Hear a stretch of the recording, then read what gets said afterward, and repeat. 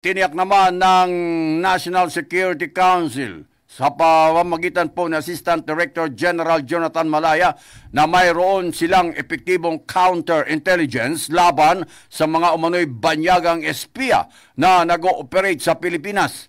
Sinabi ni Malaya na effective umano ang counterintelligence efforts ng gobyerno laban sa mga foreign spies na nasa Pilipinas. Mahugutang nabunyag sa Quadcom hearing na mayroon umanong Chinese sleeper agents na nag-ooperate sa ating bansa. Ayon kay Malaya, kanila pang i-validate daw ang ibinunyag ng isang self-confessed agent na si Shi Xingyang, lalo na umano at ang nasabing individual ay isang wanted criminal.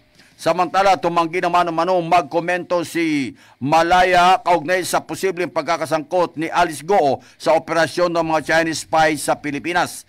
Tiniyak naman ng Armed Forces of the Philippines na in place ang kanilang contingency plans kaugnay sa operasyon ng mga banyagang espiya sa ating bansa. Nagbigay naman ng assurance si AFP spokesperson Colonel Francil Margaret Padilla na ginagawa ng kanilang intelligence community ang kanilang trabaho sa pagkuha ng impormasyon sa operasyon ng mga foreign spies sa Pilipinas.